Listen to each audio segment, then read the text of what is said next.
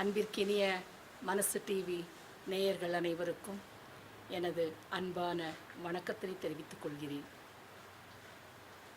சாய்நிவாஸ் உபதலையில் இருந்து ஒரு உன்னத தெய்வீக ஆரம்பமாக சத்திய யுகத்தை நோக்கிய பயணத்தின் ஒரு தொடக்கமாக தொடர்ந்து 21 நாள் இன்றிலிருந்து குரு பூர்ணிமா வரை மகான்கள், தமிழ்நாட்டினுடைய அதி உன்னத குருமார்கள், ரிஷிமார்கள், சித்த புருஷர்கள் இவர்களுடைய சரித்திரங்களை, திவ்ய சரிதங்களை நாள் ஒரு குருவாக மக்களிடையே கொண்டு சேர்க்கும் ஒரு நல்ல தொடர் குரு சேவா மகிமையை முன்னெடுத்திருக்கின்றோம்.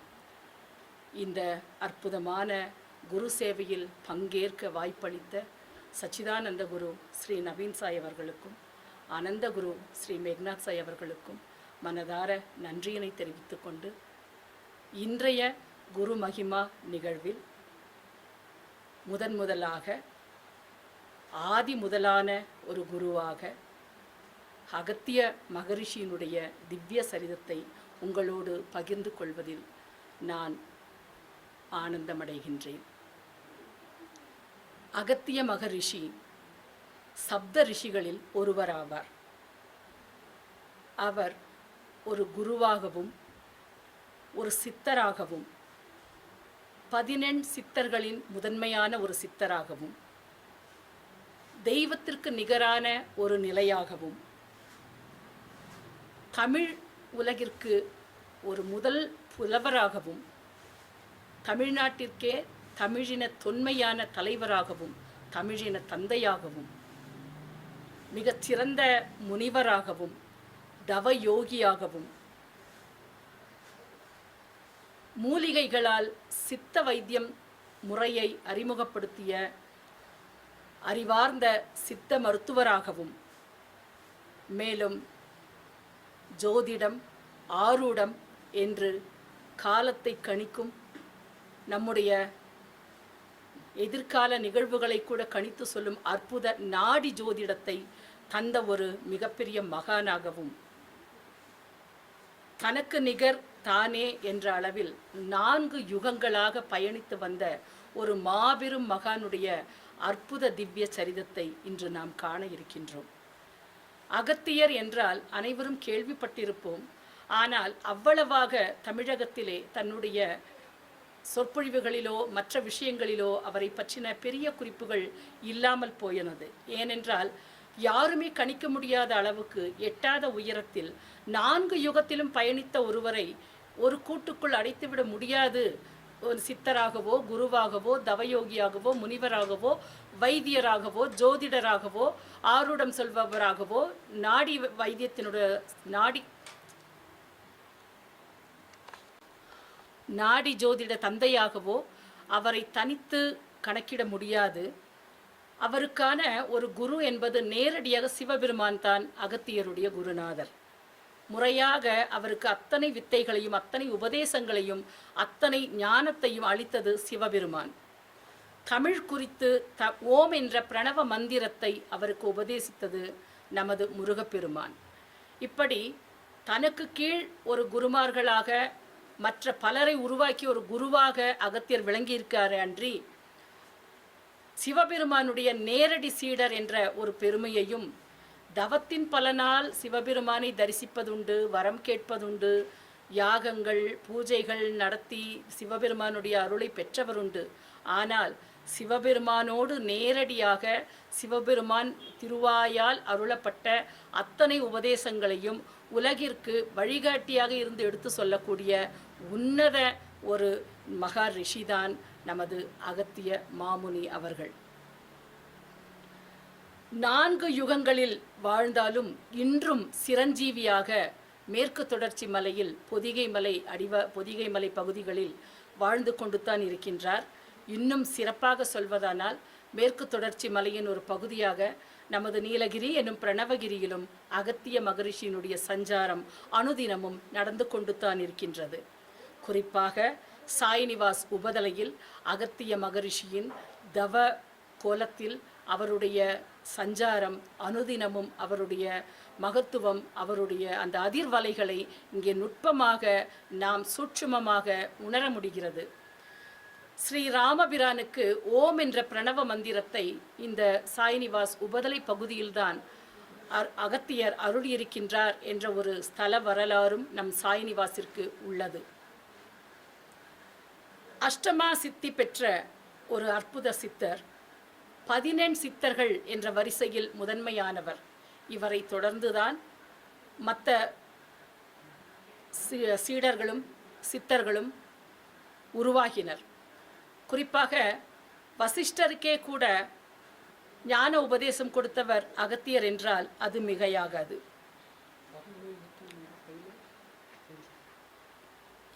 ரிஷிமார்களுடைய பிறப்பு என்பது நதி மூலம் ரிஷி மூலம் பார்க்கக்கூடாது என்பார்கள்.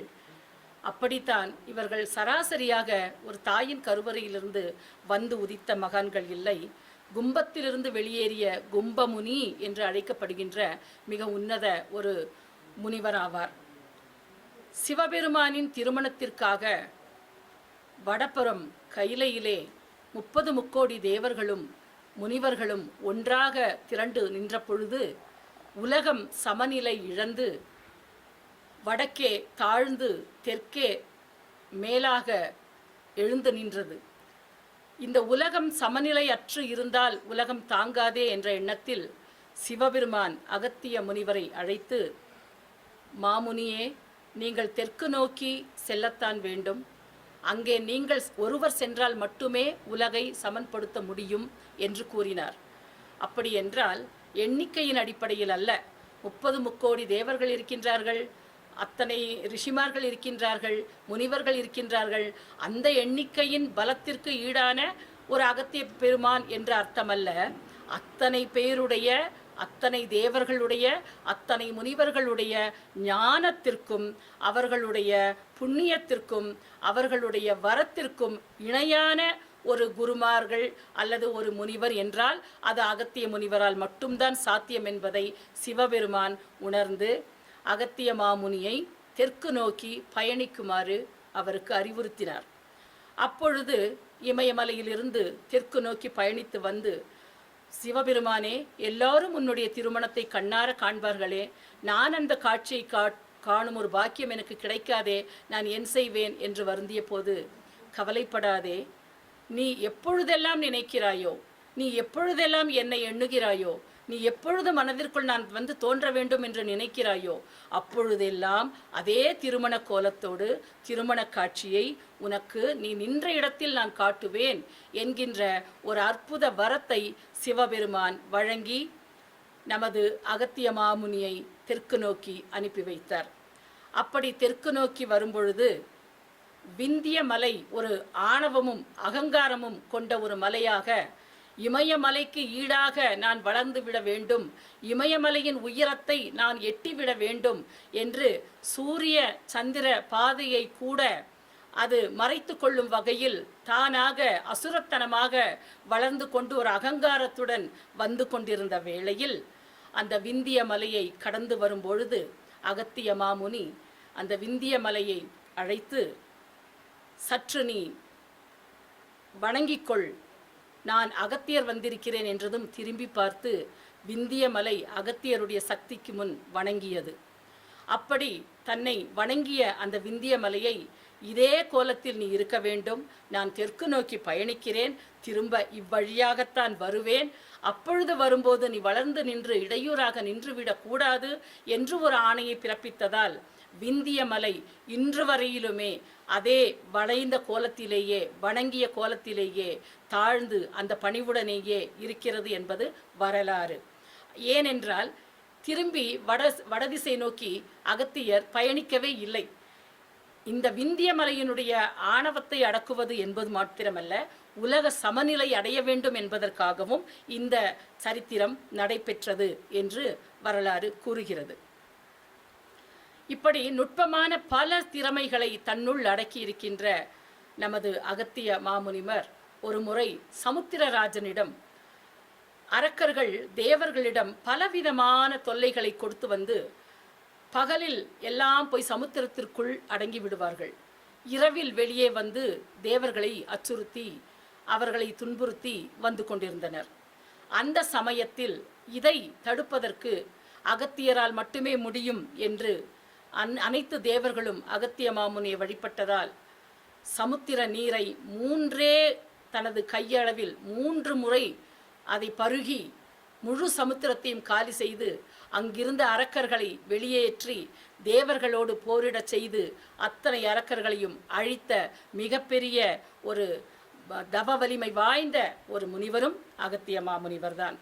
சமுத்திரராஜனிடமே நீ இப்படி அடைக்கலம் கொடுத்தது தவறு என்று சுட்டிக்காட்டி, எனினும் உலக சமநிலை பெற வேண்டும் என்பதற்காக தான் பருகிய அந்த நீரை திரும்ப கடலுக்கே கொடுத்து சமுத்திரராஜனிடமே அளித்து உலகத்தை சமநிலை மீண்டும் நாட்டியிருக்கின்றார்.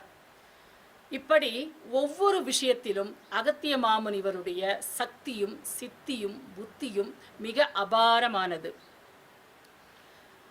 இப்படி இருந்தாலும் இல்லறத்திலும் ஒரு மேன்மை அடைய வேண்டும், தனது முன்னோர்களுடைய பித்ரு தர்ப்பணம் செய்வதற்காகவாவது தனக்கு ஒரு வாரிசு வேண்டும் என்ற எண்ணம் தான் சுற்றுப்பயணம் தேச சஞ்சாரம் செய்யும் பொழுது தன்னுடைய காட்சியிலே தன்னுடைய முன்னோர்கள் எல்லாம் அவதியுற்று இருப்பதாக ஒரு காட்சி கண்ட ஒரு நேரத்திலே விதர்ப்ப நாட்டு இளவரசியான லோபமுத்திரை என்னும் ஒரு இளவரசியை, மிகுந்த பேரழகானவள், இளம்பெண் இருந்தாலும் ஞானம் நிறைந்த ஒரு இளவரசி, அந்த விதர்ப்ப நாட்டு இளவரசி தன்னை மனம் முடித்து ஒரு ஆசிரமத்திலே குடில் நடத்தி இல்லற தர்மத்தையும் ஈடேற்றி வந்தார்.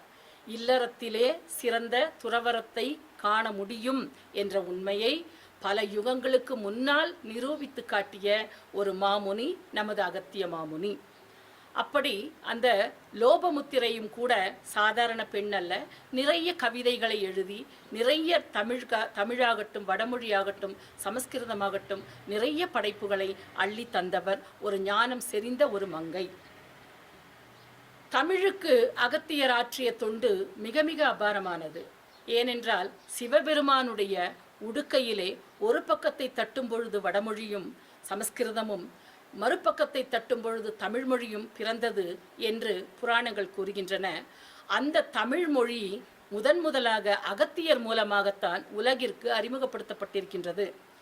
தமிழ் மொழியின் தந்தை அகத்தியர் என்று சொல்வதில் நாம் பெருமை கொள்ள வேண்டும். தமிழுக்கு அகத்தியம் என்ற ஒரு இலக்கணத்தை இயற்றியவரும் முதலில் அகத்திய பெருமான் தான். அந்த இலக்கணம் காலநடையில் அந்த குறிப்புகள் பலவாக கிடைக்காத காரணத்தினால் தன்னுடைய சீடரான தொல்காப்பியர் இயற்றிய தொல்காப்பியமே இன்று நமக்கு ஒரு உதாரணத்திற்குரிய இலக்கணமாக காணப்படுகிறது. என்றாலும் அந்த தொல்காப்பியருக்கு குருவாக அகத்தியத்திலிருந்து தான் அந்த சரத்துகள் எடுக்கப்பட்டு தொல்காப்பியமே இயற்றப்பட்டிருக்கின்றது என்பது ஒரு மிக அற்புதமான வரலாறு. அப்படி முதல் சங்கத்தை ஆரம்பித்த பெருமையும் அகத்திய மாமுனிக்கு தான் உள்ளது. முதல் சங்கத்தில் ஆரம்பித்த அவருடைய பெருமை, இரண்டாவது சங்கமாகிய தொல்காப்பியர் காலத்து அத்தனை தமிழிலும் பணியாற்றி, பின்னர் நெற்றிக்கண் திறந்தாலும் குற்றம் குற்றமே என்று சிவபெருமானிடமே வாதிட்ட நக்கீரனுடைய சங்க காலத்திலும், அது பார்ப்பதற்கு வேண்டுமானால் நக்கீரன் ஒரு ஞான செருக்கோடு பேசியது போல் தோன்றினாலும் உண்மையிலேயே நக்கீரன் இயற்றிய அந்த ஒரு புலமை தவறானது என்பதை சிவபெருமான் நக்கீரருடைய ஞானத்தை பலர் முன்னால் உயர்த்தி காட்டியும் தனியாக தன்னை அழைத்து அதை அறிவுறுத்தியும், நீ அகத்தியரோடு சேர்ந்து இதை கற்றுக்கொள் என்று அகத்தியரிடம் சீடனாக நக்கீரரை சேர்த்திருக்கின்றார்.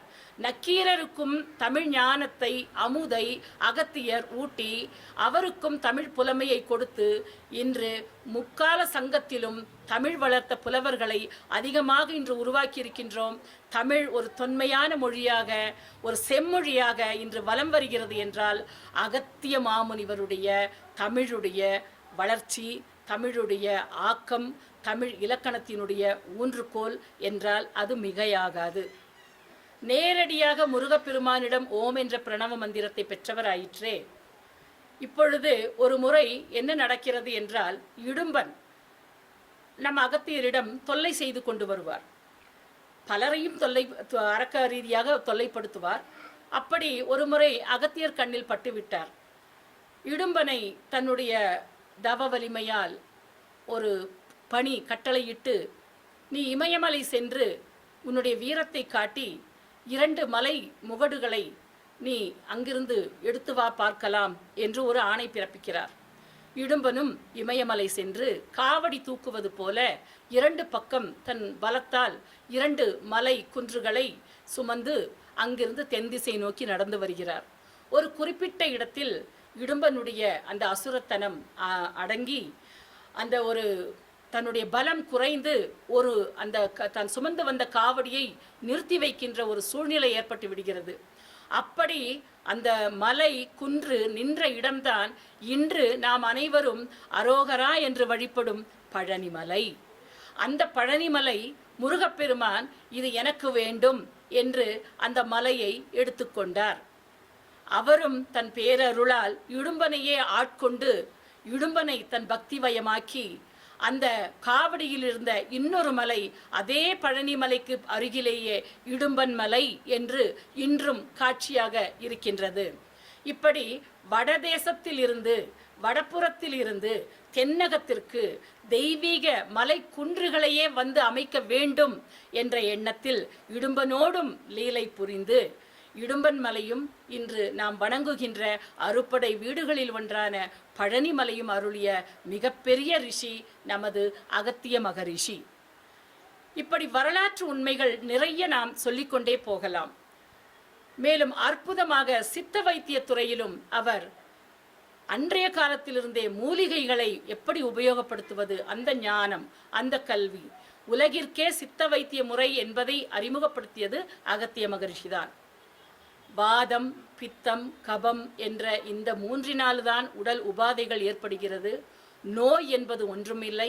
நாடி பிடித்து பார்த்து இதில் எந்த நாடி அதிகமாக இருக்கிறது என்பதை தெரிந்து கொண்டால், அதற்கான மூலிகைகளை சரியாக உட்கொண்டால் இதற்கு எந்த எதிர்வினையும் இல்லாமல் உடம்பு தன்னைத்தானே சீராக்கி கொள்ளும் என்ற அற்புத சித்த மருத்துவத்தை உலகிற்கு அறிமுகப்படுத்திய ஒரு சித்த வைத்தியர், மகா பெரிய ரிஷி நமது அகத்திய மகரிஷி. எந்தெந்த இடத்தில் எந்தெந்த மூலிகைகள் எந்தெந்த வைத்தியத்திற்கு உதவுகிறது என்பதை வகுத்து தொகுத்து தன்னுடைய சித்த வைத்திய குறிப்புகளிலே இன்று வரை அதை உபயோகப்படுத்துகின்ற அளவுக்கு வழி வழியாக பாரம்பரியமாக இது ஜோதிடமாகட்டும் சித்த வைத்தியமாகட்டும் அகத்தியர் பாரம்பரியம் என்று ஒரு தலைப்பு இருந்தால்தான் அங்கே மக்கள், வெகுஜன மக்கள் நாடியே செல்வார்கள். ஏனென்றால் எல்லாமே அகத்திய பரம்பரையில் வந்ததுதான். அப்படி சித்த வைத்தியத்திலும் மேலும் நம் வாழ்வியல் முறைக்கு கூட உணவு எப்படி உட்கொள்வது, உணவே மருந்து என்ற உன்னத ஒரு தத்துவத்தை எடுத்து சொன்னதும் அகத்திய மகரிஷி தான். பசிக்கும் போது புசி என்று இன்று எல்லா இடத்திலும் பரவலாக நாம் இதை கேட்கின்றோம். ஆனால் 4 யுகங்களுக்கு முன்னால் தோன்றிய அகத்தியர் அருளிய வாய்மொழிதான் இது. பசிக்கும் போது புசிக்க வேண்டும். எப்பொழுதெல்லாம் நமக்கு ஆழமான பசி உணர்வு ஏற்படுகிறதோ அப்பொழுது சாப்பிட்டால் போதும்.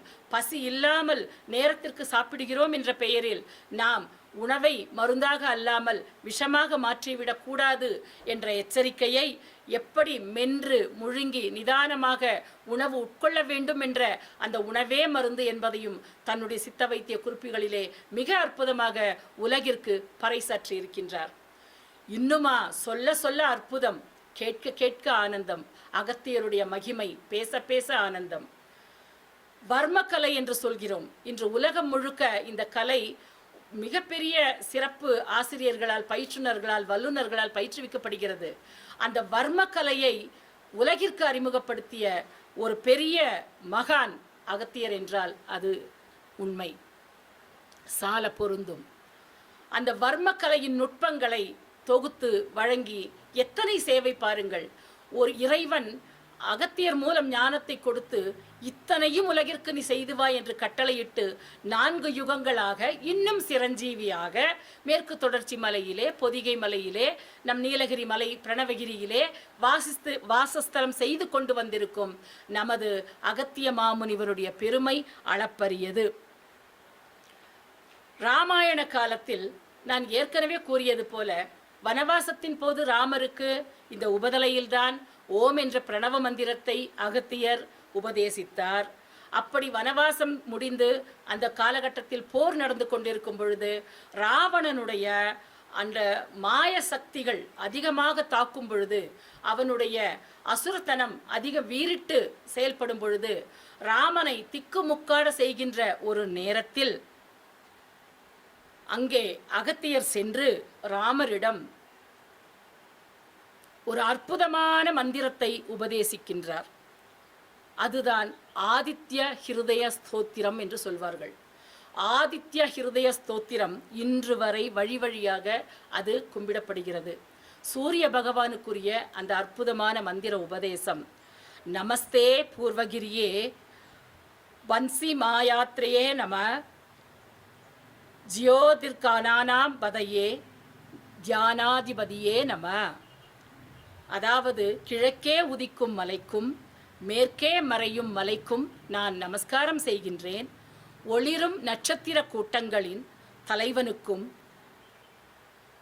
மற்றும் பகலின் அதிபதிக்கும், ஒரு தினாதிபதி என்றால் ஒரு பகலுடைய அதிபதிக்கும் நான் எனது வந்தனத்தை நமஸ்காரத்தை அளிக்கின்றேன் என்று சூரிய பகவானுக்கு தனது ஆதித்ய ஹிருதய ஸ்தோத்திரத்தை ராமபிரானுக்கு இலங்கையிலே உபதேசம் செய்து, ராமபிரான் இந்த மந்திர உபதேசத்தால் அவர் அந்த சூரியனுடைய அனுகிரகத்தை பெற்று ராவணனை சம்ஹாரம் செய்து ராமாயண காப்பியத்தை சிறப்பாக்கியது அகத்தியருடைய பெருமைகளுள் ஒன்று.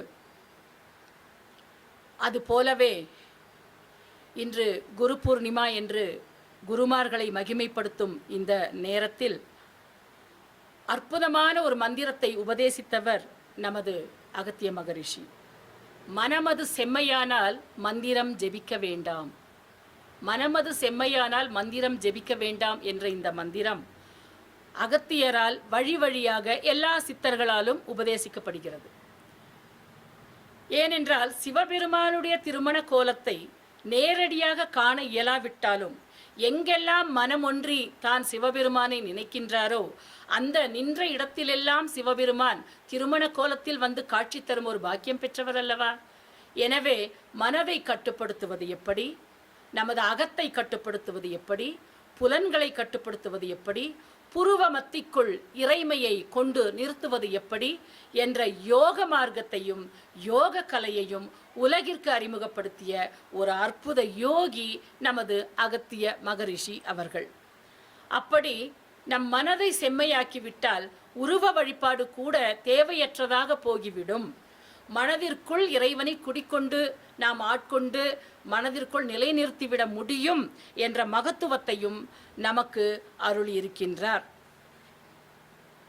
அதே போல வாதாபி இல்லவன் என்று 2 அரக்கர்கள். இவர்களுடைய வேலை வனத்திலே ஒரு ஆசிரமம் அமைத்து அங்கே அந்த வழியாக வருகின்ற ரிஷிமார்களையும் முனிவர்களையும் கொடூரமான முறையிலே அவர்கள் இல்லத்திற்கு அன்பாக அழைப்பது போல் அழைத்து விருந்தளிப்பது போல் விருந்தளித்து அந்த விருந்திற்குள் வாதாபி என்கிற சகோதரனை உள்ளே அனுப்பி பிறகு அந்த விருந்து முடித்து வெளியே வரும்போது வாதாபி நீ வெளியே வா என்று இல்லவன் அழைப்பது போலவும், அப்படி இல்லவன் அழைத்த உடனே வாதாபி வயிற்றை கீறிக்கொண்டு வெளியே வருவது போலவும், இதனால் அந்த முனிவர்களும் சாதுக்களும் ரிஷிமார்களும் தங்கள் இன்னுயிரை இழப்பது போலவும் நிறைய ஒரு அநியாய ஒரு அதர்ம காட்சிகள் நடந்தேறிய கொண்டிருந்த காலகட்டம் அது. அந்த வழியே அகத்திய மாமுனியும் பயணித்தார். இதே இல்லவனும் வாதாபியும் மற்றவர்களைப் போலவே அகத்தியருக்கும் வாருங்கள் குருவே, எங்கள் இல்லத்தில் நீங்கள் அமுது உண்ண வேண்டும் என்ற அன்போடு அழைத்தனர். இவர்களின் சூழ்ச்சியை தெரிந்த அகத்திய முனியும் சென்று அமுத உண்டார். அருமையாக விருந்துண்டார்.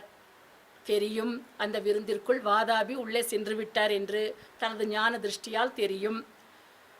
எப்போதும் சொல்வது போல இல்லவன் வாதாபி வெளியே வா என்று அழைத்தார். ஆனால் இம்முறை அகத்திய மகரிஷி தன் வயிற்றை தடவிக்கொண்டு வாதாபி நீ ஜீரணமாகிவிடு என்று கூறியதும் வாதாபி அகத்தியரின் வயிற்றுக்குள்ளேயே ஜீரணமாகிவிட்டார். அந்த வாதாபியினுடைய ஆற்றலோடும் நமது அகத்தியருடைய தவ வலிமையோடும் இல்லவனை பார்த்து தன்னுடைய விழிகளாலேயே எரித்து சாம்பலாக்கினார்.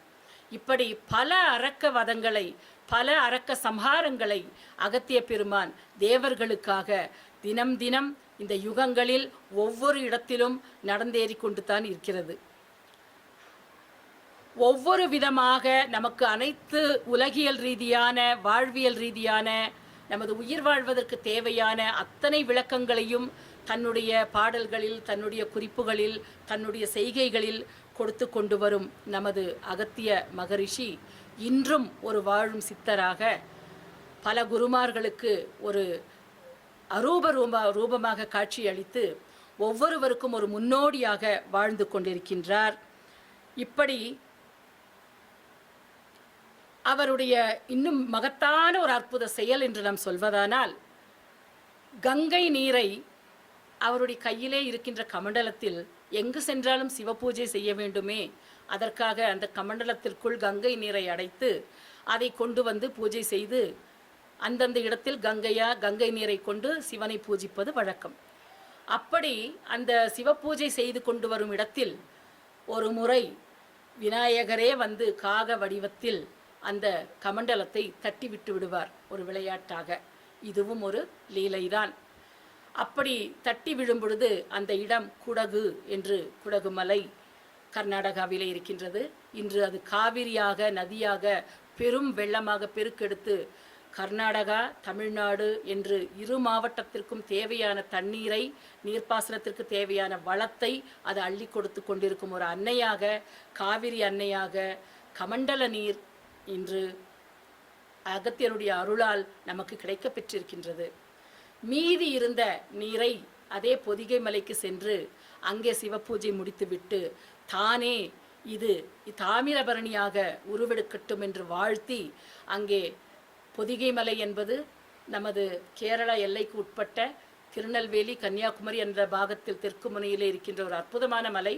இன்றும் அகத்தியர் நடமாட்டம் இருப்பதாக பலர் கண்களிலே கண்டதாக, அரூபமாக கூட இல்லை, சொரூபமாகவும் இன்று கண்களுக்கு தெரிந்திருக்கின்றார். அப்படி அந்த பொதிகை மலைக்கு நிறைய சித்தர்களும் குருமார்களும் நல்ல பக்தர்களும் அன்பர்களும் சுற்றுலா போல கூட சென்று வருவது உண்டு சிரத்தையோடு. அப்படி அந்த தாமிரபரணி உற்பத்தியாகி தமிழ்நாட்டின் நீர்வளத்திற்கும் அகத்திய முனிவராற்றிய தொண்டு அற்புதமானது.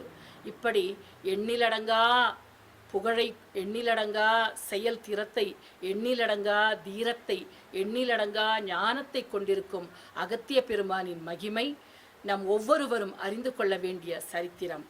இந்த சரித்திரத்தினை நாம் அறிந்து கொள்வதன் மூலம் அகத்தியரை உணர்ந்தாலே அனைத்து குருமார்களையும் நாம் உணர்ந்து கொண்டதாக பொருள். அகத்தியருடைய வழித்தோன்றல்தான் 14 சித்தர்களும் இத்தனை குருமார்களும்.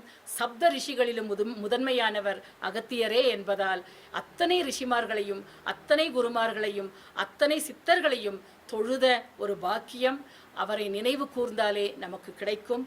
அகத்தியர் புகழை நாம் என்றும் போற்றுவோம், அகத்தியரை மகிமை செய்வோம்.